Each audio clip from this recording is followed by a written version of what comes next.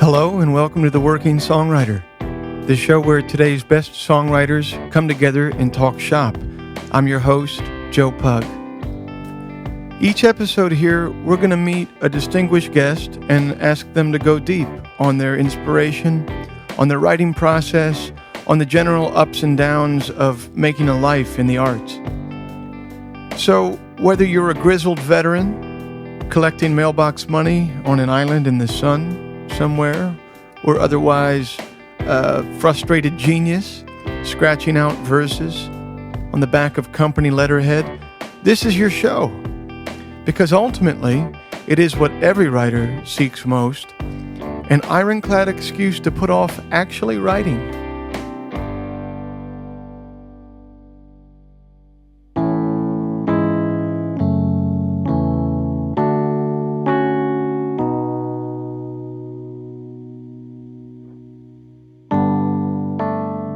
The thumbnail portrait of Joe Ely's life and career reads something like an Americana music Bill Brasky yarn.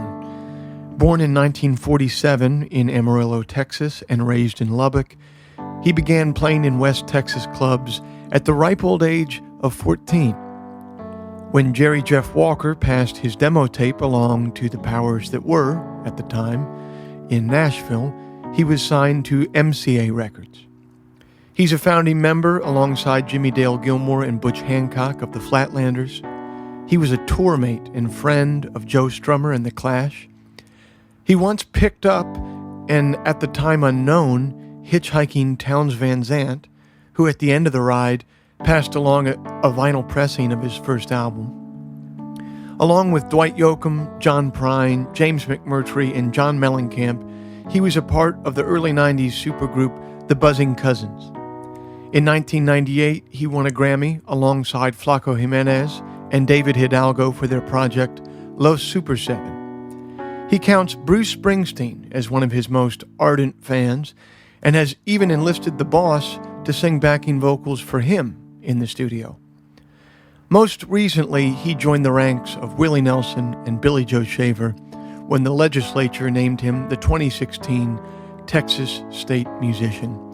Recently, Joe welcomed me to his ranch outside of Austin, Texas, and under the boughs of a 1,000-year-old live oak tree in his front yard, I got a chance to hear him reflect on such a life. So, Joe, you were born in Amarillo, but then grew up in Lubbock. Yeah. And you once wrote about that part of the world. Since you're from there, you have a unique capacity to compare the ancient with the instant. I just wanted to know what you meant when you said I'm not that. really sure what I meant by that. Could have been with the place that I grew up in Amarillo was right between, literally there was about a 6-block area that right between the Rock Island Railroad tracks and Route 66. And I don't guess I realized it at the time, but Route 66 was where all the honky-tonks were. It was kind of the old, the road from Chicago to L.A. that was kind of the main before Interstate 40. Right. And just for that, after growing up a little bit, thinking about the trains coming in, moving stuff east and west, the Route 66 allowed, people to go from coast to coast in a car, and it was just kind of a thing. I just felt like that it was kind of a new era, because I'd sit and hear all my relatives talk about, riding in wagons and stuff, coming to town for groceries. Wow. And the Dust Bowl days, during the 20s, which is right between Lubbock and Amarillo and all the way up into Oklahoma and Kansas, and which was the worst of it. Right. And I kind of felt like I had kind of been witness to kind of a major change, in the way people got around and the way people could, like, thinking especially about musicians, how musicians could take their music to other Right. places instead of just being in New York City and Right. recording on an old tin type thing. They could actually record and take the highway, go and bring messages to people instead of the people having to go to them. I sometimes think along those lines that sometimes when we think about what a musical revolution there was in the 60s and 70s, I sometimes think that, wow, was that actually just a technological revolution that on the surface we take it to be a musical revolution, but actually the technology was spreading it in a different way? Yeah, no, that was a true revolution in every aspect of the arts and the culture and the way that people thought. Started in the 50s in the beatnik days, with the poets, the writers, and all kind of taking their message from coast to coast. And then in the 60s, when the racial tensions hit the fan, when ideas were open to a whole new way of thinking, and music took from every bit of the cultures that it had left behind and mixed them all into one big pot, and really changed the whole face of the U.S. and then the world. Culturally, definitely. Yeah. And so you said you grew up between 66 and the Rock Island Railroad line. Now, your family, before your dad, everyone in your family worked for the Rock Island Railroad. A lot of my father worked for them for a while. My granddad did. Especially during the Dust Bowl, there wasn't much else, making any money. The farms all went broke. The stores went broke because the people didn't have money to buy stuff.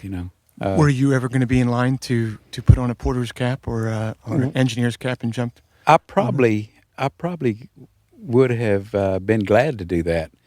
I used to fantasize about riding. There was literally in my backyard were kind of the old scrap engines that needed repair, and me and my friends would climb over the fence and go crawl all through those engines and spend hours pretending we were driving them. Oh yeah.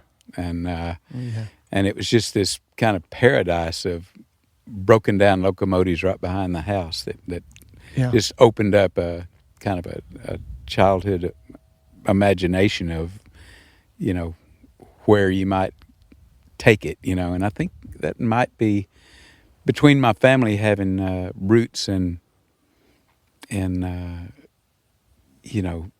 the trains and the cars, Route 66 and all. I think that kind of opened up my whole world of playing music and wanting to travel. Absolutely. You moved from Amarillo to Lubbock. Lubbock is a place, from what I can tell, didn't even get packaged liquor till 2009. So needless to say, it probably not exactly Greenwich Village to someone who would go on to lead sort of a bohemian lifestyle and be a musician. Did you feel out of place sensibility-wise in those days? No, I felt perfectly in place, except for matters like the Vietnam War and stuff like that. I was totally at odds with kind of the conservative culture there. But as far as growing up in Lubbock and living there, I felt perfectly, felt like it was great. It was a great place to ride bicycles. It was flat as a, skillet. Sure. And the wind blew all the time, and so you could actually put a bed sheet on your two arms and ride with no hands on your bicycle and have the wind blow you all the way across town. My God. Just things. You had to make your own entertainment out there, but that was part of the challenge. And around that time, when you were growing up there, I'm sure casting a huge shadow on you, especially wanting to play music. Buddy Holly was from Lubbock. What was your kind of psychic interaction with him? and his music? Well, I always loved Buddy Holly, but I really didn't know that he was from Lubbock. Oh, you just thought he was a radio star of some kind? The city itself never did a story on him, kept it completely squashed because it was considered, part of the devil's music, rock and roll was, and Buddy Holly was right in the middle of it. So the fact that there's a museum there from today would be kind of unthinkable. Yeah, yeah. It was not until he died that I found out that he was from Lubbock, and I had just moved there from Amarillo with my family. I was about maybe 12 or something, 11, and just found out about that, and went, wait a minute, Buddy Holly actually lived in Lubbock. We thought that he was from, in the 50s, musicians were only from Nashville, Chicago, New York, and L.A. That's not much has changed. That's a trip. And so back then, you would start by playing regionally. Your hometown club was the Cotton Club. Played the Cotton Club, played the old Hideaway, which was kind of an old speakeasy. The bootleggers were a lot of bootleggers in Lubbock, and well, why would you? Oh, bootleggers because there's no packaged liquor, and it was a dry. So gotcha. Behind there'd be little private clubs that were, as long as it was private, it was legal, and so the bootleggers would park behind the club and open up their trunk and be full of half pints of gin, and that was kind of the club was the social place, and it made for great stories. It was like kind of I didn't think anything. I thought the whole world was like that. But, sure, but the bootleggers were really interesting people. I got to know a lot of them. Was it a deal like you'd buy a half pint from a bootlegger and then go in and buy like your backs from the club? Yeah, you'd just buy a setup, with a glass of 7-Up or something, with a couple of cubes of ice. There's still places like that in Oklahoma. Are there? Yeah. I would imagine so, yeah. Oh, man. And you'd be the entertainment there at the club? And I played all the old places, everywhere I could, from the Knights of Columbus Lodge to the Shriners to like the speakeasies, kind of on the dark side of town. Did they want to hear primarily covers, or? Well, at that time, that was when I was about 14, 15. That's all I really knew was covers. Wow. And so, and got a little band together when I was about maybe 16, and we played, all different stuff but a lot of stuff from regional, like Bob Wills stuff from. Sure. Played a couple of Willie songs from his old days, like Nightlife and Crazy and stuff like that.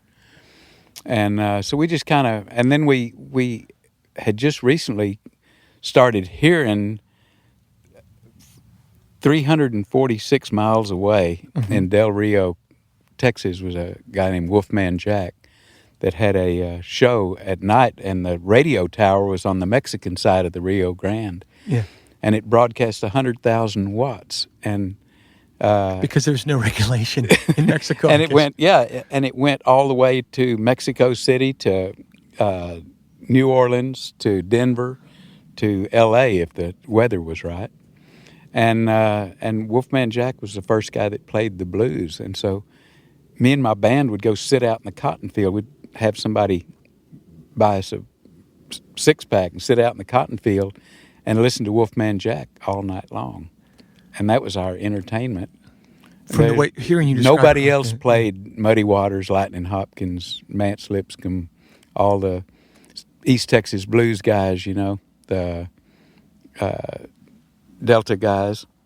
And also he played a lot of old hillbilly stuff, like, the bluegrass stuff.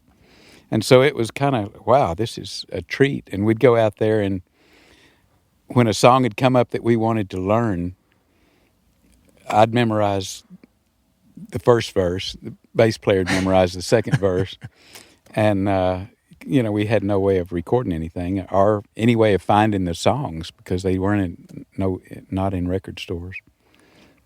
And so all of us each learn a verse and a chorus and then would go back and rehearse and try to get the song actually. And by doing so, we came up with some pretty bizarre versions of some of those sort songs. of like a game of telephone by the time It's you get kind to the of last a game of telephone, yeah. That's great. And to me that was just what I just thought everybody did that. I thought. Well, sure.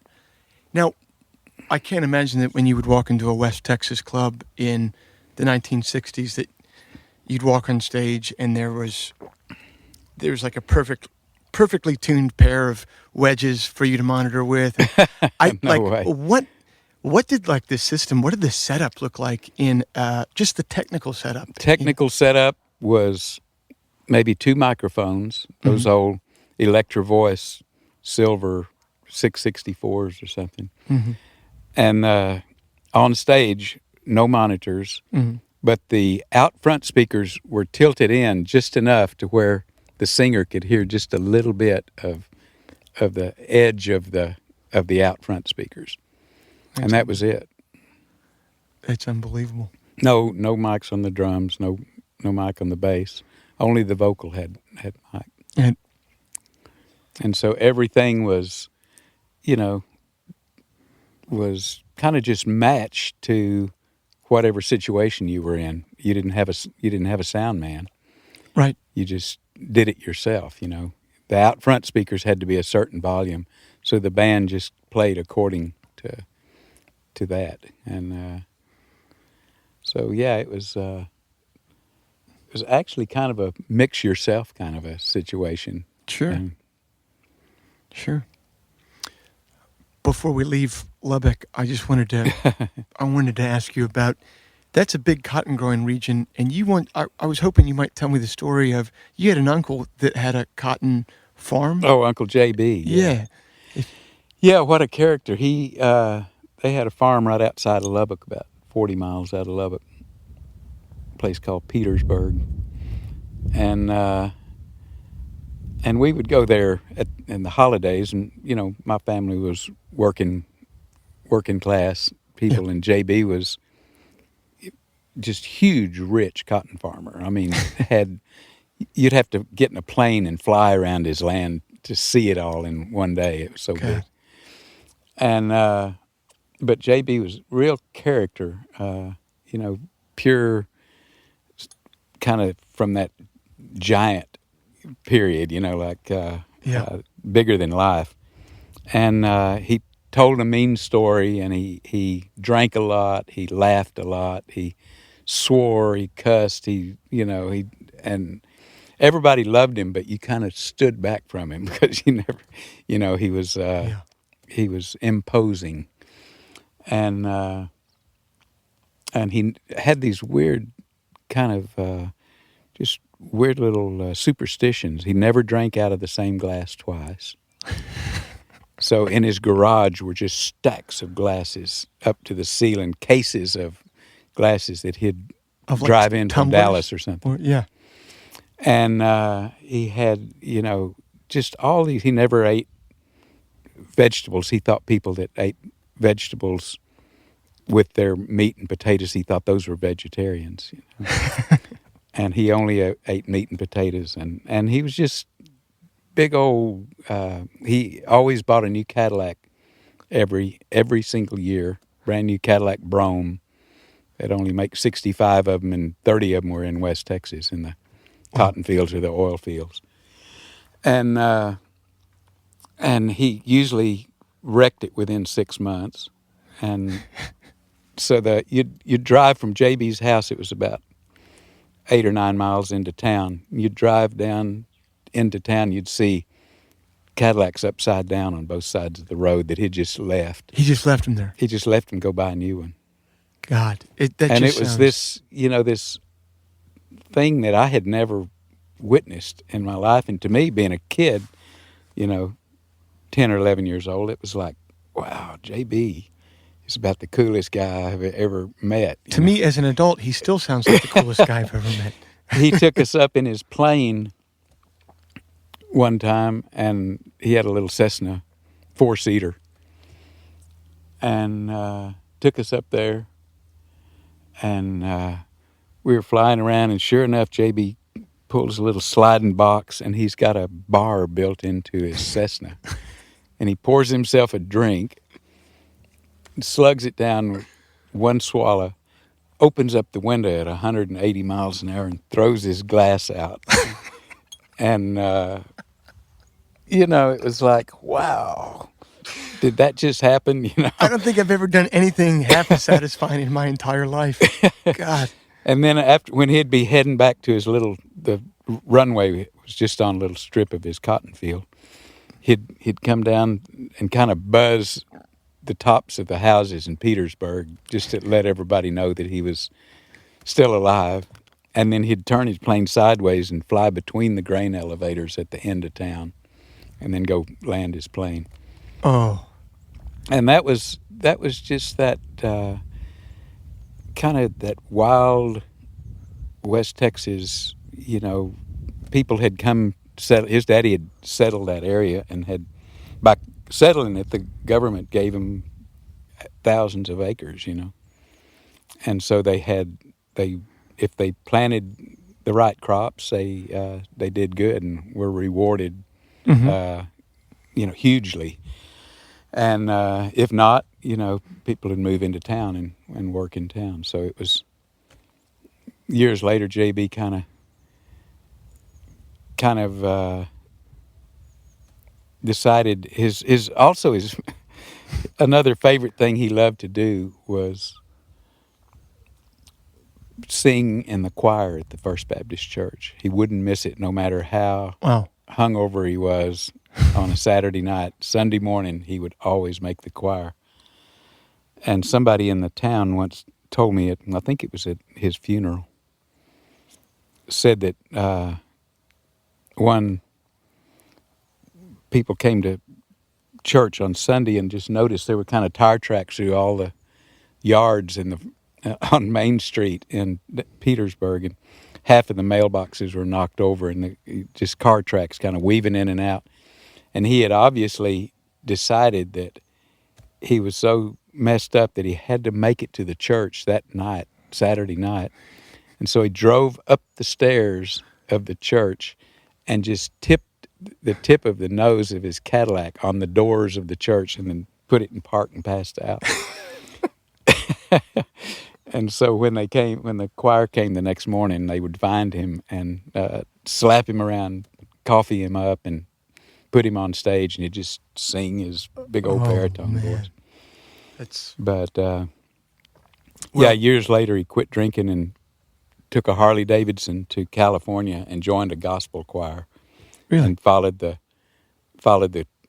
choir bus up and down the coast, him on his Harley, and just going singing gospel song. Gave up the farm, left it for the kids. Just an ideal life, basically, in every. So every it was kind of amazing, and I kind of look at that as kind of the story of all of West Texas. There was a lot of money because there was oil, there was cotton. There was, sorghum and all the different crops, and yet there was not much to do. So you made your own entertainment. You flew the plane between the grain silos, is what you.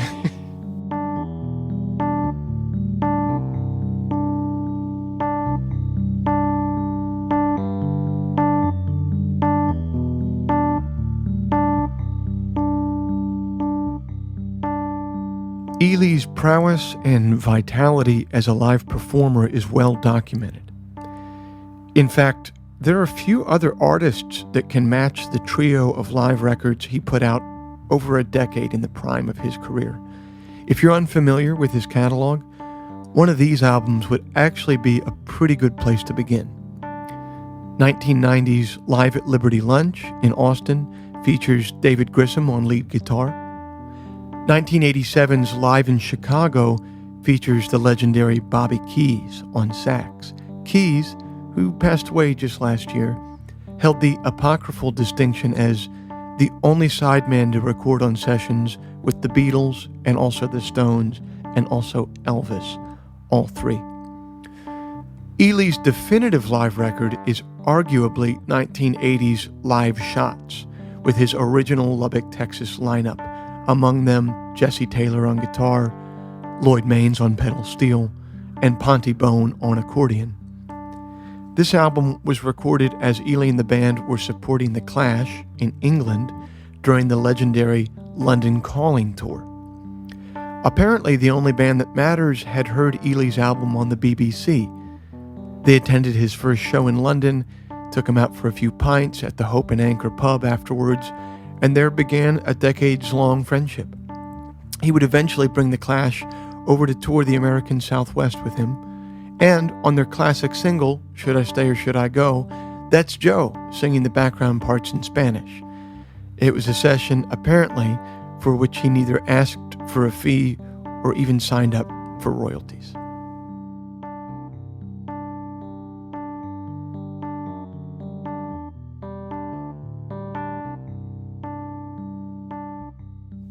So to leave Lubbock for a little while, Jerry Jeff Walker passes along your tape to MCA. Jerry Jeff and Bob Livingston, yeah. And they pass it along. You make your first, you make the self-titled album in Nashville, outside of Nashville. We did it in Murfreesboro, Tennessee. In Murfreesboro. And you hit the road behind it for many years. What did, in the same way that I was interested in what the technical aspects of a West Texas club looked like, can you talk about just sort of the mundane, just details, the technicalities of having to tour the United States in the 60s and early 70s? Well, we, when in the 60s, I mainly was around West Texas, and the 70s, early 70s, we got the Flatlanders together, and we never toured. We just lived in a house together and played. We might play a couple of funerals and a wedding or two, but we never toured. It just wasn't part of our. We made that record and it never came out. Made the first Flatlander record and it never came out. Mm-hmm.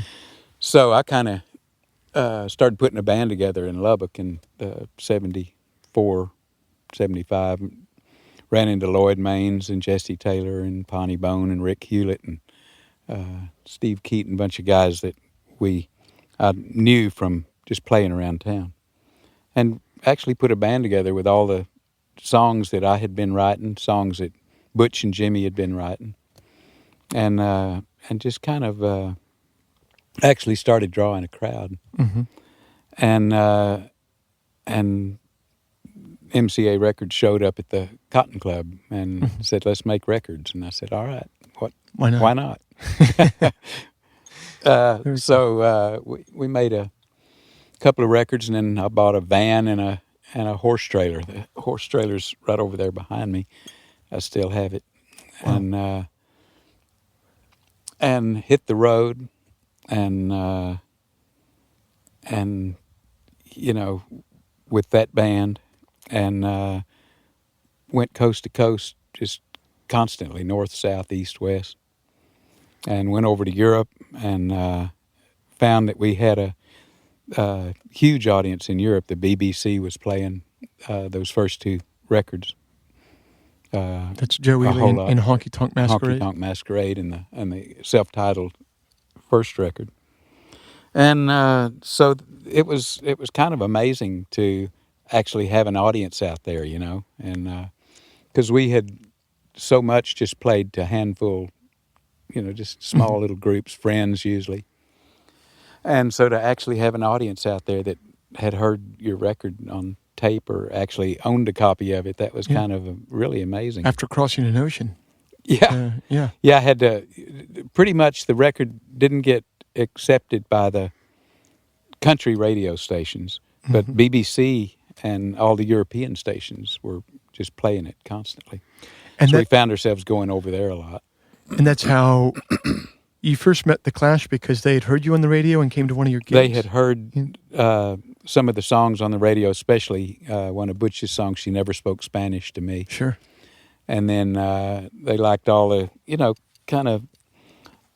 it's kind of ironic. They had just, like in 78 when we met the Clash, they had just recently had their first hit, which was ironically a song written by a guy from Lubbock, Texas, a guy named Sonny Curtis. I Fought the Law and the Law Won. They didn't write that? No, Sonny Curtis, a guy who grew up with Buddy Holly and never really joined Buddy Holly, but sat in with him a lot. Mm-hmm. He wrote that song. And so this such an irony for us to be in England and meet the Clash, and they're telling us about their song that they just had a hit on. Yeah. And it was, from a guy from Lubbock, Texas. Did they flip when they realized you were from the same place? And then so that the first thing after we got to know each other, Joe just said, well, we're going to go to America next year. Uh-huh. We ought to do some dates together. And said, I'd love to play Laredo, El Paso, all these Marty Robbins songs, because they were big fans of real, like Marty Robbins ballads and big fans of Hank Williams and stuff like that. So that's how you guys ended up doing a tour together that routed into the Monterey Pop Festival. And it started at the Monterey Pop Festival. It started in Monterey. And they were trying to revive the Monterey Pop Festival and put us and the Clash on the same night, same bill, and we actually rehearsed some songs and played together on some stuff at that particular show. And then they came to Texas and we did all the places. They did Lubbock. Where did you guys play in Lubbock? In Lubbock, we played this little, well, not too little, but a rock and roll club over by the Texas Tech called The Rocks, ROX. Oh, okay. And the building's still there, but it hadn't been a club for years. But they stayed in Lubbock about 4 days and and just couldn't believe how flat it was and couldn't believe how wide the streets were.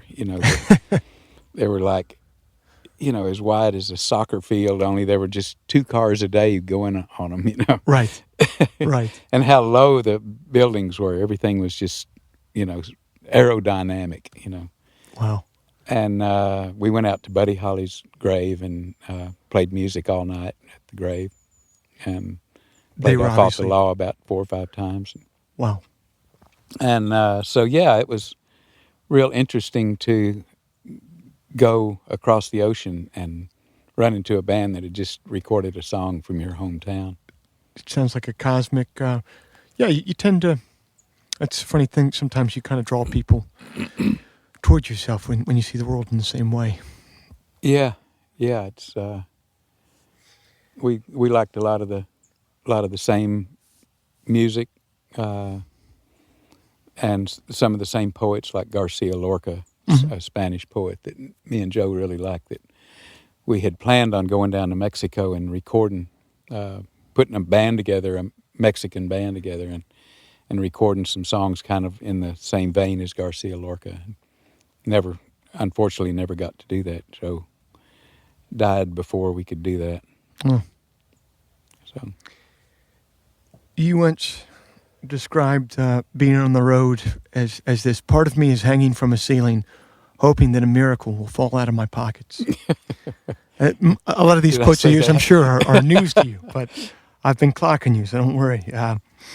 In your book, Bonfire of Roadmaps, which is sort of a prose recollection, notes from the road over the course of many years, what strikes me from reading that book is there's a kernel that I think sums it up the best, where one night you had just taped Conan O'Brien's show. You did a taping for that, and then you had to drive to the next gig, and for whatever reason, couldn't get a hotel, so the van pulls over, or the bus pulls over to the side of the road, and you elect to sleep in the cornfield instead of the van or bus. So you had just gone from a taping to sleeping in a cornfield, and those sort of extreme highs and lows are what that book is all about. You open the book with your bass player Jimmy Pettit flying home from England to his father's funeral right. from the road. And he gets back to his home Yeah. at his father's funeral, and at the funeral finds out that his wife is pregnant with their first child. Right. You know, Right. that's Yeah, and what and an extreme, you know. exactly. So that's your book rings so true to me after being on the road for a little while myself.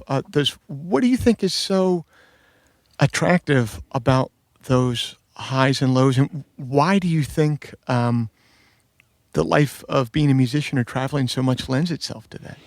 Well, there's nothing really attractive about the highs and lows. I didn't write things down because they attracted me. I wrote them down to kind of get rid of them, kind of, to exercise them. Because, being a musician is full of highs and lows. You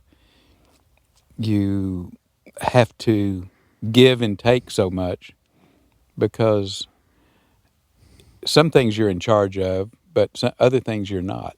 When you're traveling, you have all these things like just getting from place to place. Your vehicle, you have the weather to deal with. You have tolls and bridges and getting lost. Now, of course, there's GPSs, so we stayed lost for. I remember watching a GPS one time and thinking, "Damn, I was lost for the first 40 years of my life." I mean, literally lost for the whole time. And so the whole being on the road is basically taking the wrong turns all the time, But when it's muddy, when I picked up Muddy Waters one time at the airport, he was playing at the Cotton Club. Stubbs had booked him, and I got the opportunity to pick him up at the airport. And I said, "Muddy, man," I said, "Man, I've been on the road all my life, but this was like 25 years ago." I said, "But man, you hit a hard road your whole life." And he says, "Yeah, my whole life has been each day. I take one day at a time." He said, "Each day is 22 hours of misery and 2 hours of ecstasy." And I thought, that's kind of a perfect way of looking at it, because you give so much of yourself just to get there and to try to get some sleep and just all of those things.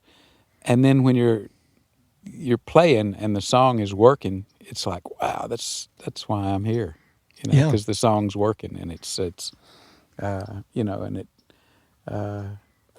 and it's you feel connected to the earth, the sky, the crowd, everything. You're all of a sudden in kind of a situation that you'd never be able to experience if you hadn't gone through all the hell. What's one of the lowest lows that you can remember? Oh, boy. There's too many of them. Yeah. Yeah, I mean, showing up at a place a week early that we'd driven 2 days to, that was one. Oh. And I could go on, but Well, how about a high? same thing. There's Yeah. too many of them. Yeah. They're all kind of run together, and I mean, there's a lot of them in the book. There's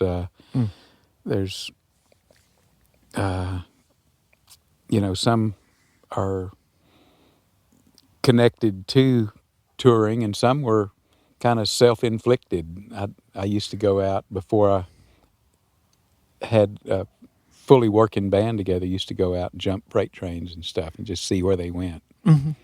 And you wake up in a cold boxcar with a blizzard outside. That's and you don't know where the train stopped. That can be an extreme low, but you're the one that jumped the car. But you did it yourself. It's self-inflicted. And I don't know. I feel really, even though all of those things happen, I feel really incredibly fortunate to have actually done that. you know, to have hit the road and taken music to all parts of the globe, and that's something that not many people get to do. It's not, and we were talking a little bit before we started to roll tape here. I think we might be headed to a time and a place where it maybe people do not travel as much, and maybe musicians won't be physically traveling. Maybe you were kind of born in a Goldilocks time, in between when it was possible and when it wasn't necessary. I think so. I think it's right. I see that, the internet and interworldly connections are soon going to take the place of touring. It'll probably be, people will still tour, but it'll probably just on a like huge scale, like sure. Kind of like. Well, who wants to see Joe Ely when they can see a Joe Ely hologram? Yeah, right. Would be my question. Well, it's all going to turn into that.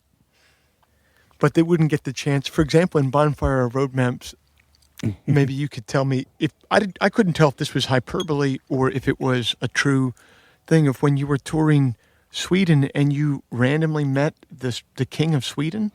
Well, yeah, that was that thing actually happened, but I didn't really believe the whole story.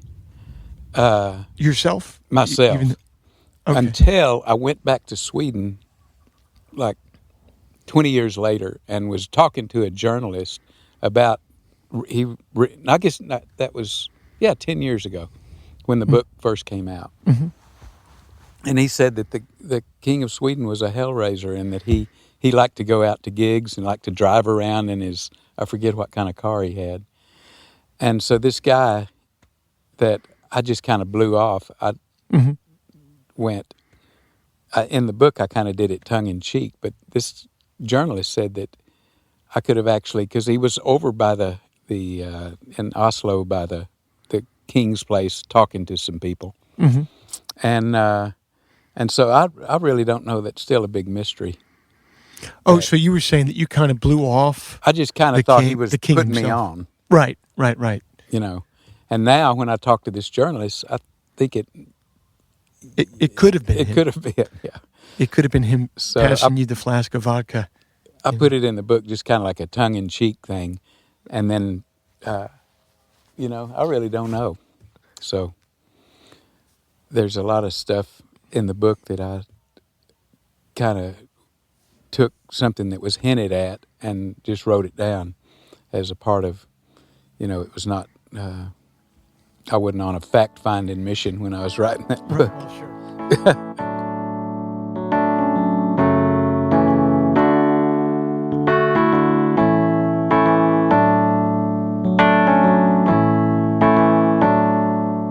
Anticipating what is today the norm for singer-songwriters, Ely began his own label, Rackham Records, in 2007.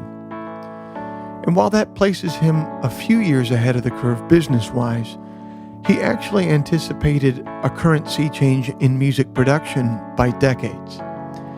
Today, young songwriters the world over are producing their own bedroom records with nothing more than a MacBook, a MIDI controller, and a cheap analog-to-digital converter. In the early 1980s, though, it was just the opposite.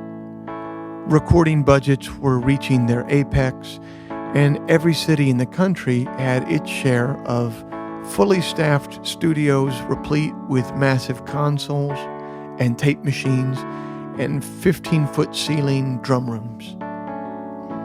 How Ely got his hands on an Apple II personal computer and an early recording interface at that time, I'm not sure. But he managed to make an entire album himself at home.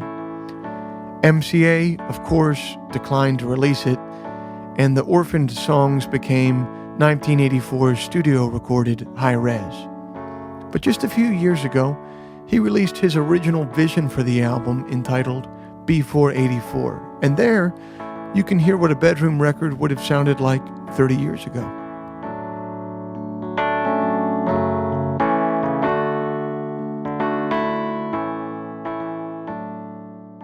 Today, it's really common for musicians to make their own albums on just themselves in a laptop, an SM7, an interface. The songs that ended up being on your album, High Res, you'd made a whole album yourself at your house in the early 80s. You had an Apple computer yourself. That little house right there. We're looking at the house. We're on Joe's property right now. We're looking at the little house. Yeah, that's where we did the whole Before 84 record. Yeah, the album was called Before 84. How the hell did you get home recording gear in 1980? It was about 83 when we did that. I had a 4-track TAC reel-to-reel tape recorder, and had didn't use amplifiers, but we had these one little thing called some kind of little guitar amplifier. I forget what it was. Was it called. like almost like a DI It's like a DI that went straight in, and then a Roland 808 drum machine, and it was when the drum machine first came out, and I also had an Apple II computer that had some slots in it that turned it into a sequencer. And so between those things, with Mitch Watkins helping me, playing with the guitar parts and a lot of keyboard parts and everything, the two of us, mainly Roscoe Beck, came in and played some of the bass stuff. But it was just really an experiment. I had these songs. I'd taken off about a year when my daughter was born, and literally just kind of stayed in there all year working on songs. So were you getting, for example, like the tones for the keyboards and stuff, were those from tone banks inside the Apple II computer? There was this thing that I later on found out talking to Steve Wozniak one time about it was called can't remember the name of it, but the Apple II computer was the first computer that had an input and an output. And so this Steve Wozniak helped these guys put together a sequencer, really the first sequencer that was ever done, except maybe somebody might have done one for the Moog synthesizer. Sure. But this was like plugged into the computer into slots. I'll show you the computer after. Wow. I still have it. And I don't really know how we hooked it up all together. Yeah. But somehow it worked, That's a trip to think about, like an Apple computer, but you're tracking to tape. We're tracking to tape, yeah. Yeah, I don't know how it all synced up or anything, but you were really anticipating the hipsters of 2015. Computer to tape. There you go. I guess every time something comes about, I like to explore the possibilities of it. Yeah. Sometimes just playing with something. Music is meant to be kind of played with, And, yes. And just playing with something kind of opens up doors a lot of times. Yeah. I ended up recording that Before 84 record all over recording it again, because that was kind of a demo that I gave to MCA, and they said, no, we don't want any of this stuff. We want to do it all over again. So they actually went in and re-recorded the whole album again and called it High Res. They went in and re-recorded it? Well, I did too. I just said, okay, yeah. we'll try it and see which ones works the best. Yeah. And then over the years, I'd go back and listen to both records, and I kind of favored the demo tape, which I didn't really think of it as a demo tape at the time. I just thought trying to get the songs down, and it turned into a record. So I had to put that out just to show people kind of the process that went through that ended up as the Before 84 record. Are you, when you're at home and off the road, are you constantly writing, or is it just the idea of like, okay, I want to put out a record next September, so let's sit down and write a batch of songs? Or I don't set a goal, like a time that I need to have the songs ready. mm-hmm. I guess because when I was in those early records, it was kind of like you do one record a year, no matter what, if you were Sure. ready or not. Mm-hmm. And I just have never liked to work with a goal in mind. I don't shoot towards okay, I want this record to kind of be a sketch of this, and I want it finish it, in 11 and a half months. Right. I can't work like that. So that's kind of when kind of starting with the before '84 record. I've recorded a lot of the stuff that I do at my studio, and Mm-hmm. and kind of work on my own time. Of course, now I'm started my own label about 10 years ago, and so now I really do have the luxury of just doing it as I go. And as I do that, I tend to work on 2 or 3 records at the same time. And kind of like, if you were doing a painting or something, you can work on 3 or 4 at a time, work on this one for a while, and then... Or when you wake up in the morning, decide which one And, you're in the mood for. kind of things come to you that work on, when you... At least for me, when I have different things going, I tend to, think about them as projects. And if I get tired or get stumped on working on this one, I go and work on this one for a while. So, yeah, it's a funny way of working, but I've always worked like that. You once said, "Whiskey put a gun to my head and demanded my soul in small bills in a brown paper bag, with which he fled laughing down the alley." And it made me think of, you were nice enough to have me and my band open for you for a while, and we were playing a gig in Joshua Tree, California, and you were at the bar with a glass of wine, and I came over and said, "Hey, Joe, I'd really like to buy you a shot of whiskey." And you said, "Joe, my metabolism is in a really nice place right now. I don't want to throw a burning bale of hay down there right now." So my question from both those things is, how have you managed to kind of dance with the flame of not just drink and drug, but just sort of that more destructive side of being on the road? It seems like you're not a teetotaler, but here you are, to tell the story in great shape with family. How have you been able to walk that middle road that it seems like no one has been able to walk? Well, I haven't really walked the middle road. I've climbed a bunch of walls and walked across the ceiling, and woke up in a foreign country after drinking a bottle of tequila. I've kind of done all that, but it's not something that I have a tendency to, make a lifestyle out of it. Sure. But I don't. At the same time, I don't. I'm not hard on myself and scold myself. I feel the life of a musician, it's full of ups and downs, and you have to be ready for all of them. And so I don't. I allow. I think it's important when you're on the road to have a good meal now and then.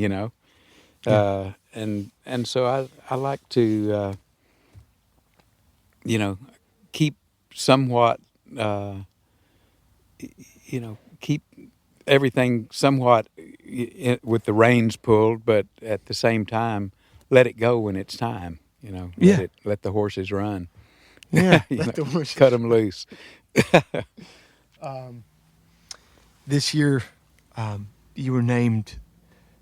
You were named for 2016 by the Texas State Legislature, the Texas State Musician of 2016. You don't strike me as the type of person that likes to sit around polishing their trophies, but you have joined some pretty august company that have been named that. Is that something that is that something that you're going to put on your mantle or put away in a closet and forget about? You know, it all kind of hit me, kind of broadsided me, and I'm still wondering what my duties are as Texas State musician. when they gave me the proclamation in the House of Representatives and then another one in the Senate, I pulled a senator aside and said, Now what do I, because of this, now what do I have to do?" Yeah. And he kind of laughed. He said, now you're thinking like us." And Yeah. I said, "Well, if I have one thing I want to do is in the state of Texas is to make a proclamation to remove all the speed bumps." And then I feel like I accomplished something. Fair enough. But as far as just a title like that, you know, I can't take any stock in it. There's a lot of, they should have several hundred of those proclamations Well, sure. made up because, I haven't done anything special to deserve something like that. But it's Well, a nice yeah. honor. You know, Yeah. I accept it and don't, I'm grateful. I'm not, Yeah.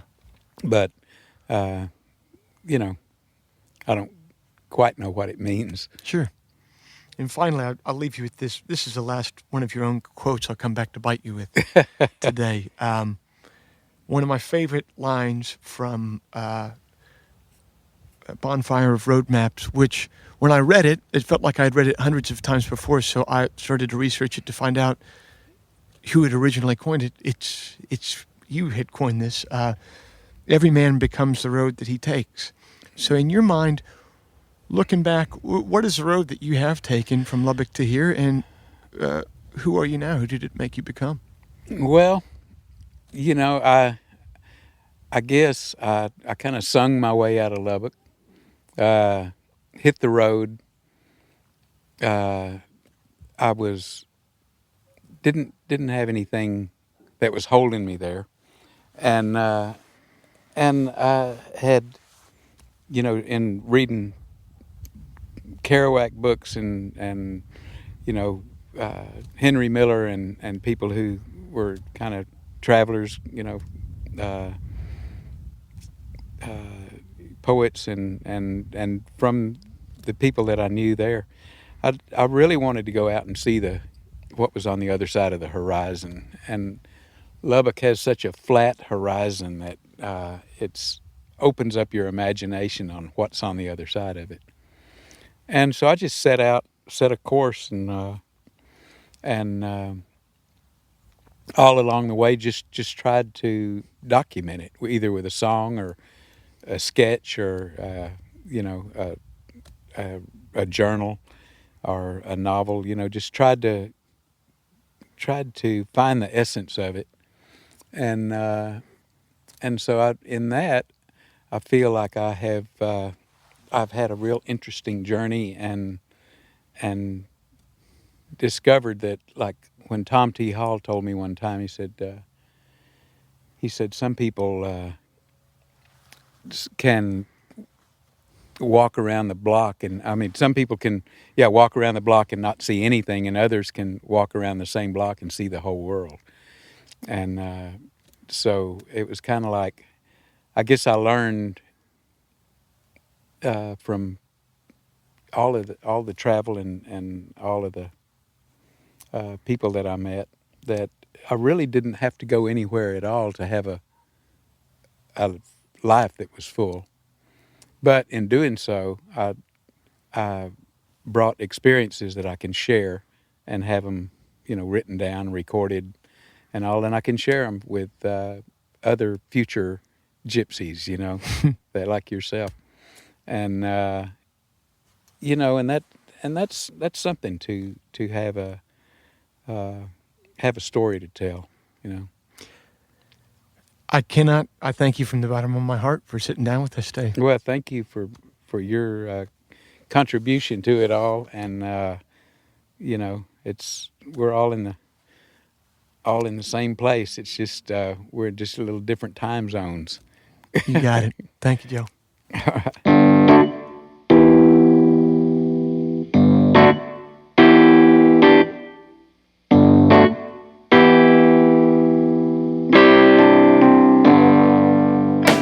Joe Ely's new album is Panhandle Rambler, which you can find on iTunes, Spotify, and anywhere digital music is sold.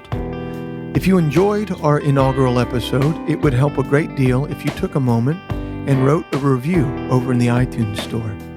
You can find my upcoming tour schedule and download a free 10-song sampler of my music at joepugmusic.com. Many thanks to Joe Ely's manager, Lance Webb, for all his help. Today's episode was engineered by Matt Schusler. And that's our show. Hope to see you back here next month. And until we meet again, remember, it probably doesn't need to be longer than 3 minutes. Nobody actually uses the term middle eight. And, most important, reverb is not a song.